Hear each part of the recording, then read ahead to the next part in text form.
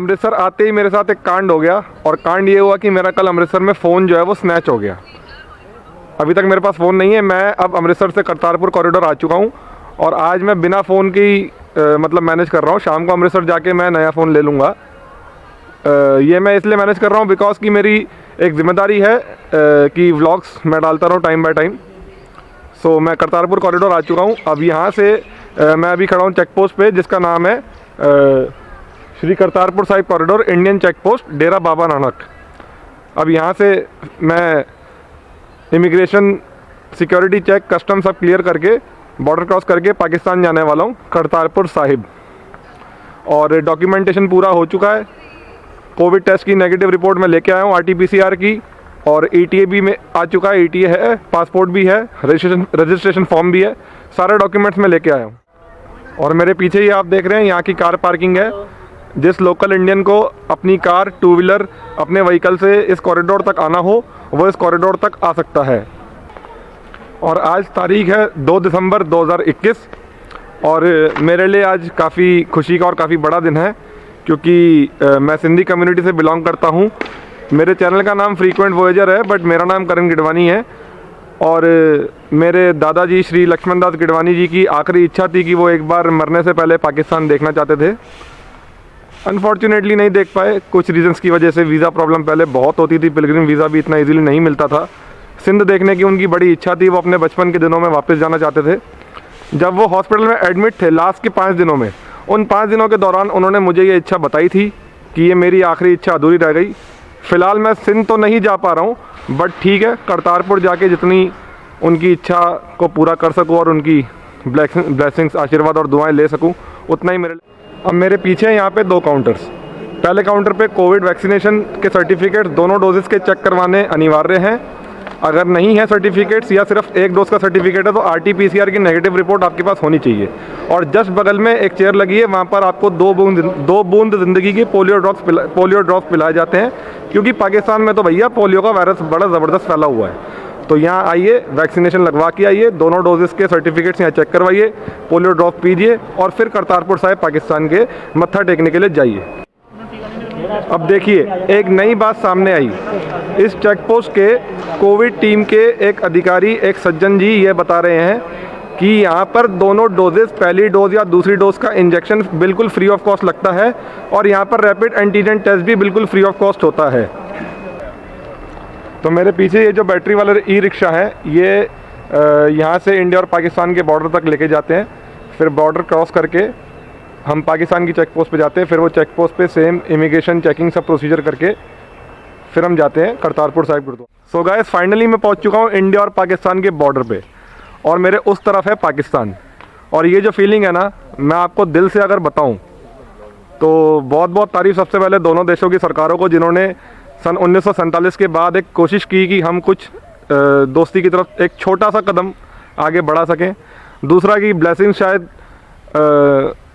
आपने शायद सुना होगा कि बाय कम्युनिटी से मैं सिंधी हूँ, बट बहुत सारे सिंधी जो हैं सिख धर्म को मानते हैं, बहुत सारे सिंधी सहजदारी भी बन जाते हैं।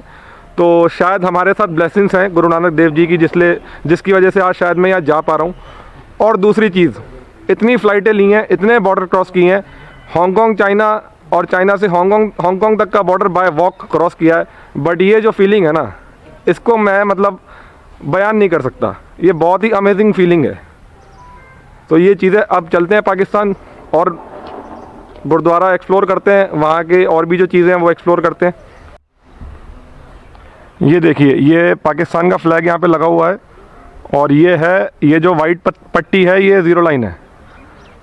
ये ज़ीरो लाइन है, ये जो वाइट पट्टी है, और ये पाकिस्तान का फ्लैग यहाँ पे लगा हुआ है। और थोड़ा सा अगर मैं जूम करके दिखाऊं तो शायद आपको दिख रहा हो या नहीं, वो एक बोर्ड बड़ा सा लगा है जिस पे लिखा है वेलकम टू पाकिस्तान। जी, तो अब मैं खड़ा हूँ ज़ीरो लाइन पे, और इस साइड पाकिस्तान है,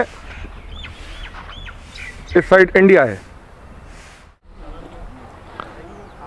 तो अब हम बढ़ रहे हैं पाकिस्तान की तरफ, और ये पाकिस्तानी आर्मी के जो सोल्जर्स हैं, ये इंडिया से जो लोग आते हैं उनको वेलकम करने के लिए यहाँ पर तैनात रहते हैं। सत श्री अकाल जी। सत श्री अकाल जी। जी जी, नहीं समझे जी, पंजाबी नहीं आती। क्या आता है? सिंधी। अच्छा, उर्दू आती है? उर्दू नहीं, सिंधी। सिंधी सिंधी सिंध सिंधी। हाँ जी। अब क्योंकि मोस्ट ऑफ लोग यहाँ पंजाब से आते हैं तो पाकिस्तानी रेंजर्स मुझसे पंजाबी में बात कर रहे थे। अनफॉर्चुनेटली मुझे पंजाबी बहुत डीप में नहीं आती है, तो उन्होंने पूछा आपको कौन सी लैंग्वेज आती है, तो मैंने कहा कि मैं सिंध से हूँ। हमारे दादाजी सन 47 में सिंध से पाकिस्तान से इंडिया गए थे पार्टीशन के समय, तो मुझे सिंधी आती है। तो उन्होंने कहा बट उन्होंने ये कहा कि मुझे सिंधी नहीं आती ऐसे, और उनके रिएक्शन से लग रहा था कि शायद उनको सिंध और सिंधियों के बारे में ज़्यादा पता नहीं ऐसे, ये बात हुई। बट मैंने उनको ये लास्ट में ये बोला कि मुझे अच्छे से पंजाबी नहीं आती।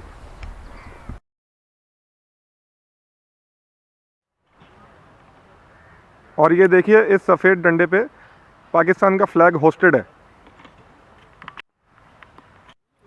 अब देखिए जी, यही छोटी छोटी बातों पे मिसकम्युनिकेशन हो जाता है। जो इंडियन इमिग्रेशन थे वो ये कह रहे थे कि दोनों डोजेस सर्टिफिकेट है, उन्होंने RT-PCR की रिपोर्ट नहीं देखी।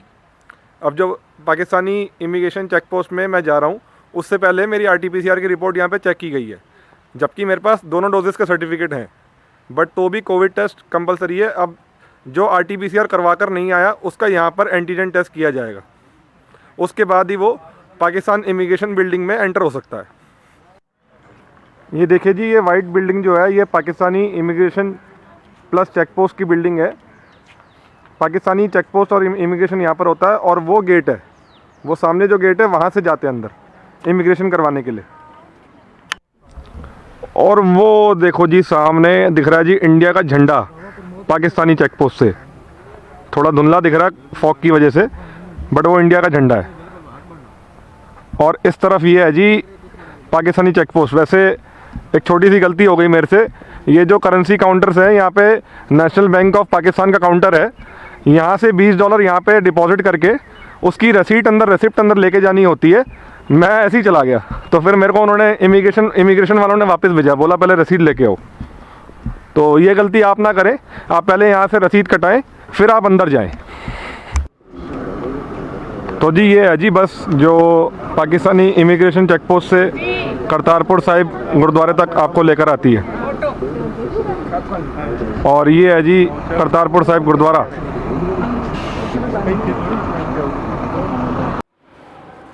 तो अब सर के ऊपर रुमाल देख करके आप समझ ही गए होंगे कि मैं गुरुद्वारे के अंदर एंटर हो चुका हूँ। और यहाँ पर हमें वेलकम करने के लिए एक सर थे, उन्होंने हमें पहले लाइन में खड़ा किया। तो मेरे को तो बचपन के बोर्डिंग स्कूल की याद आ गई। हॉस्टल में, बोर्डिंग स्कूल में हमको ऐसे ही खड़ा किया जाता था, बट सर ने सिर्फ हमारा वेलकम किया और बहुत अच्छे से वेलकम किया, और हमें कुछ इंस्ट्रक्शन दिए कि कहाँ पर जोड़ा घर है। तो जोड़ा घर मतलब जहाँ पे आप अपने फुटवेयर्स रख सकते हो, शूज़, सैंडल्स, स्लीपर्स, जो भी आप रखना चाहो वो आप रख सकते हो। और कहाँ पर सरोवर साहिब है, कहाँ पर गुरुद्वारा साहिब है, कहाँ पर मार्केट है, कहाँ पर क्या चीज़ है, वो सारी चीज़ें सर ने गाइड की। और ये सर ने स्पेशली ज़ोर दे के कहा कि आपका टाइम यहाँ पे शाम को 4 बजे तक का स्टे का है। टाइमिंग जो है सो शाम को टाइमिंग के हिसाब से आपको शाम को 4 बजे से पहले पहले वापस जाना है इंडिया। ये चीज़ सर ने बोली कि अपने टाइमिंग का बहुत बहुत ध्यान रखना। बाकी उन्होंने ये चीज़ भी कही कि आपको यहाँ पर किसी भी चीज़ की ज़रूरत हो तो हम आपकी सेवा में सदैव तत्पर हैं, और कोई भी सवाल आपको हमसे पूछना हो, कोई भी कन्फ्यूजन हो तो आप हमसे पूछ सकते हैं। तो ये बात मुझे बहुत अच्छी लगी कि बहुत अच्छे से हमारा वेलकम किया। तो ये है जी जोड़ा घर, इंग्लिश में बोले तो शूज़ स्टैंड।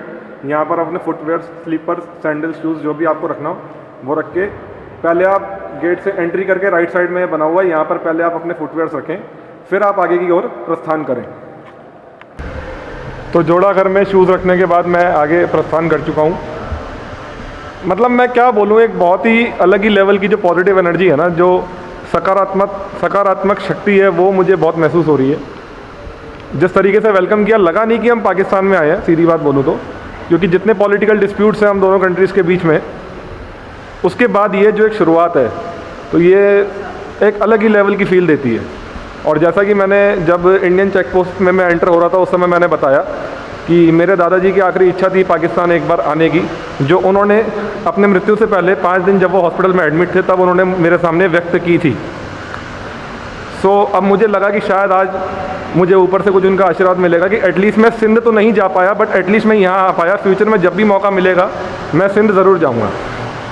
दूसरी इन्फॉर्मेशन ये है कि एक मिथ चलता है इंडियन लोगों के दिमाग में, और वो मिथ ये है कि अगर हम पाकिस्तान आ रहे हैं तो हमें दूसरी किसी कंट्री का वीज़ा नहीं मिलेगा, खास करके USA, Canada, Australia, European countries and UK. But मैं एक चीज़ आपको क्लियर कर देता हूँ कि अगर आप पिलग्रिम पर्पज़ से पाकिस्तान आ रहे हैं तो आपको वीज़ा मिलने में कोई तकलीफ़ नहीं होगी। करतारपुर साहिब जब आप आते हैं आपके पासपोर्ट पे कोई स्टैम्प नहीं लगती, ठीक है। और जहाँ तक मेरा गणित जाता है, आपके पासपोर्ट नंबर से कोई इमिग्रेशन का रिकॉर्ड यहाँ पर एंटर नहीं किया था किसी भी कंप्यूटर में। दूसरी चीज़, परसों 4 तारीख को हमारे सिंधी कम्युनिटी का एक जत्था सिंध जा रहा है 12 दिन के लिए, सिंध पाकिस्तान। वो लोग जा रहे हैं पिलग्रिम वीज़ा पे। तो पिलग्रिम वीज़ा पे वो लोग जो जा रहे हैं, उस पिलग्रिम वीज़ा के तहत भी उनको कोई दूसरा फ्यूचर में कोई अच्छी कंट्री का वीज़ा मिलने में कोई तकलीफ़ नहीं है। तो ये जो मिथ है ये अपने दिमाग से हम सबको हटा देना चाहिए, और इस तरीके की अगर कुछ दोस्ती की शुरुआतें अगर आगे बढ़ती हैं तो उसको हमें भी आगे बढ़ावा देना चाहिए। इतने सालों के बाद जाके तो कुछ अच्छा हो रहा है तो अच्छे काम में साथ देना चाहिए, सीधी बात है।